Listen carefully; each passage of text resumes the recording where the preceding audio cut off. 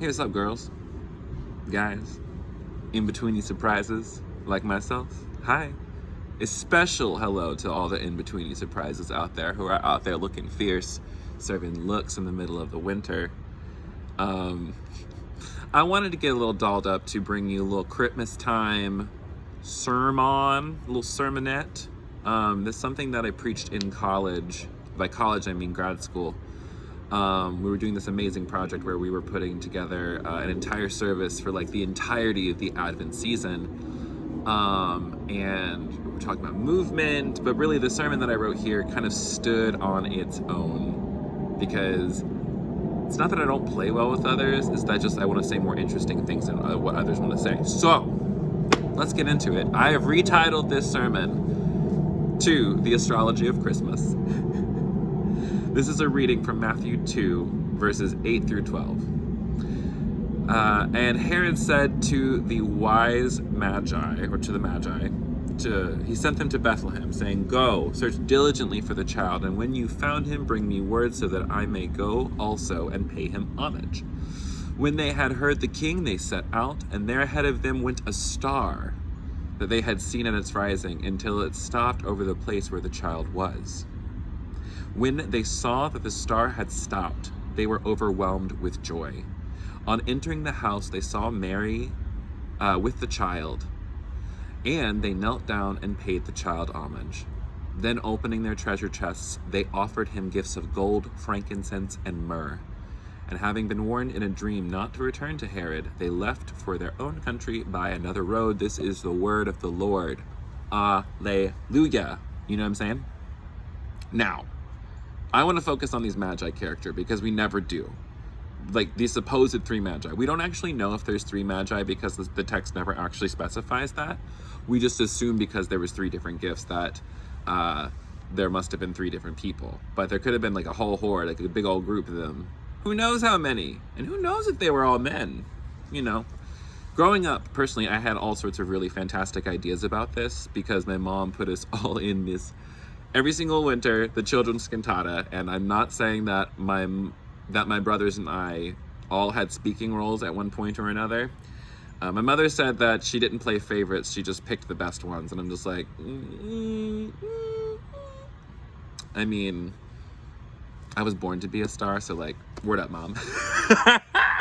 Anyways, like, they were like mini Christmas pop musicals. They had carols, they had original music, they had hand motions. We had staging, we had fake beards, sometimes we had real animals, sometimes a real baby Jesus, who all the time was white. Always a white baby Jesus. No shade to the white babies, you're all cute.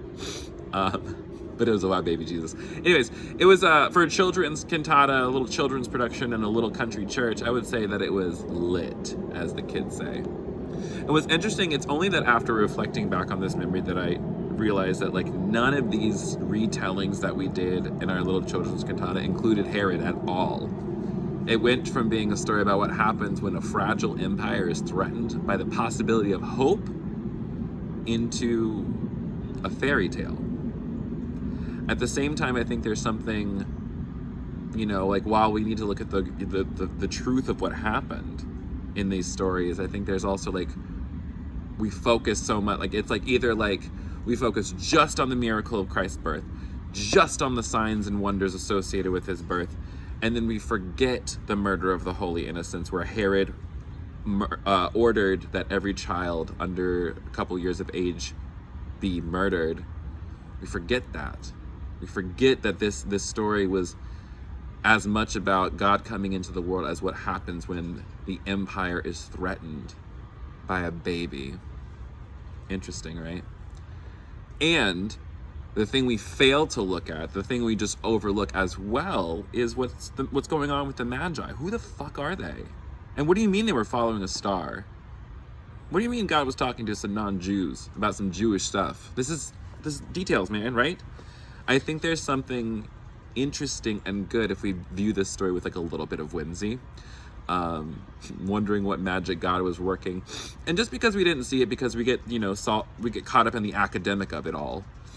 But just follow me for a second. These three Magi, what do we know about them? We know that they came from the east, right? So let's They saw a star, and apparently it signaled the birth of the King of the Jews. And so let's make some little inferences based on what we know about what? History, geography, time, and religious affinities of the area of that time when Jesus was likely born. So based off of where they likely traveled from, it's likely they were from Persia. And being that they were wise men who read stars, it meant that they were most likely Zoroastrian astrologer priests. And B to the D to the dubs, this is currently the accepted teaching of the Catholic Church, that they were Zoroastrian astrologer priests. Do y'all see that?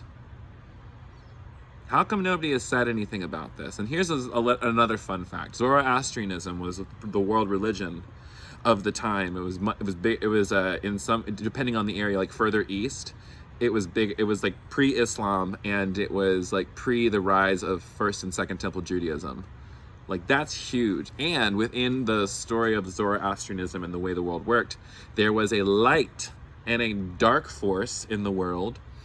And on top of that, there was going to be a child born of a virgin who is going to be the Son of God, who is going to cleanse the world with fire. Just wondering if maybe some other prophets heard this and said, oh my God, that's the same thing for us. And they just, may have borrowed some things. I don't know. Just a thought, just an idea. But do y'all see this? These Zoroastrian astrologer priests, how come nobody said anything about this?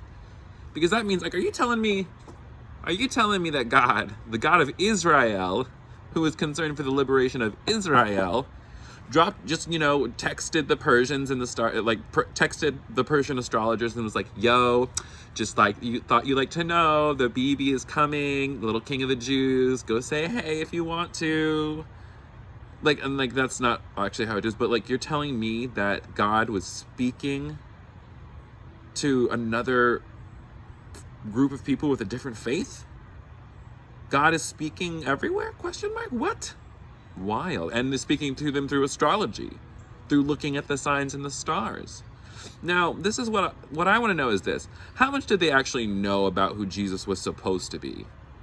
Like, did they think that Jesus was God incarnate? Did they think that he was just some baby? Did they know that that he was born of a virgin? Did they understand the significance that this baby was born in a barn and not a palace, etc., etc.? Like, forget Mary, did you know? Magi, did you know that this baby boy would start the goddamn revolution? Come on, somebody. Whew. Now, what we're seeing is that they saw a star. It signaled a king that was being born, and they wanted to go pay homage. That's what the text says. So suppose that's like what you do. But what's further interesting, you go pay homage to the king when they're born and whatnot. But what's further interesting in the text is that the Greek word for pay him homage is the Greek word for worship. Come on. They had a prophecy about the Christ, realized in starlight, and they dare not ignore the call of God. Come on, somebody. These Magi felt these Magi feel mysterious to me, like Melchizedek in Genesis. You know about him? Who has identified as a priest of the Most High. And this is before Judaism this is Abraham. Father Abraham blessed Melchizedek. That's before. You mean that God was talking to somebody else besides Abraham? Huh. Interesting. He's never mentioned again, this Melchizedek, nor is he mentioned before, and they certainly don't tell us where he went to seminary or how he got ordained to be a priest of the Most High, but they knew God, apparently. Just like the Magi knew God, just like people of various faiths also know God. Come on, somebody. And people of no faith, I would argue. Anyways, they get there, the Magi get to the place where Jesus is, and they give him these gifts, which seem like widely out of place gifts that you would give, to people who are in a barn, but different cultures, I guess. And if Jesus' family was Jewish, it was already bad enough that they were among the animals, so it was probably impacted even further by spending time sleeping under the same roof as some fucking Gentiles who apparently read the stars. That's another thing. The Magi weren't Jewish, and they didn't convert to Judaism before they came to Jesus. They came because the cosmic mother beckoned them the way that they needed to be called. The miracle came to them in the form that they needed it, and it didn't require anything else of them. Just come. Come and see. That's the invitation. There's something to be said about when other people see God and we can't. Growing up, my entire life was about who is in and who is out, who is saved and who wasn't, who has access to little baby Jesus and who does not. It was always about right action, and it was about right behavior. But the Holy Spirit is beckoning all of us. Do not try to purify yourself before coming to me. I am the purifier. In the presence of a Jesus, born King of Kings, all are made equal. And these Magi then, after all is said and done, have a dream where they're warned not to go back to Herod. They don't tell us if this was like a shared vision or when they had this dream, whether it came before or after, but they've been warned. And that's also something that we need to really know. Like, are you telling me that God is actually willing to speak to Zoroastrian astrologer priests through dreams? But they weren't the right religion. So like, how does that work? And again, God seems to be no respecter of persons when it comes to how she wants to speak to her children. And it also appears that her children aren't even one religion. Yet, when we have eyes to see, so to speak, we can see God in everything. So I think this whole thing ties into one thing. These humans saw a light in the sky, and it moved them to figure out what the fuck it was about. Our cosmic mother put a sign in the sky to show us that perhaps maybe it isn't all about having the right words or the right theology or even the right religious tradition before coming into relationship with God, with self, with all. And how amazing is it that God is moving in all of creation, inviting all of us to experience love, to experience a real living Christ, some might even call that Jesus.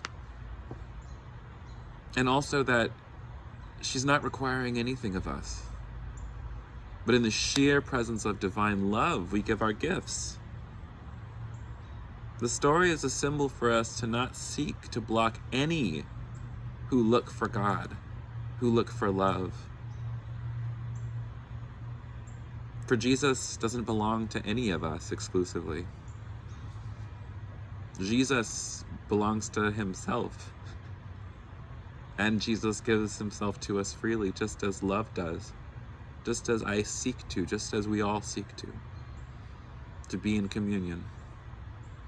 May we not seek to purify ourselves before coming to the manger throne, realizing that in perfect love, Christ, the perfect one, the one who shows us our own perfection in our own weakness and defenselessness. May we recognize that in that, when we realize that we are that little baby in need of protection and love, then we are saved. Then we are purified, because we realize we always were. So may we, emotions, hold on. May we all be so bold as to come with our gifts, following the call of Spirit across time and tradition and geography. May we listen to the dreams that God gives us, for in them there is so much wisdom. So may you know, beloved, wow. May you know that your story is so important. That if you feel the call of God, wherever it is, across time, space, tradition, whether it's in astrology, whether it's in the Bible, or whether it's in just your own breath,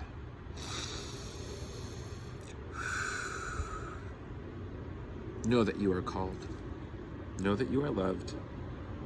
And know that you are welcome in this new family of God, even when empires try to strike you down. May the love of God,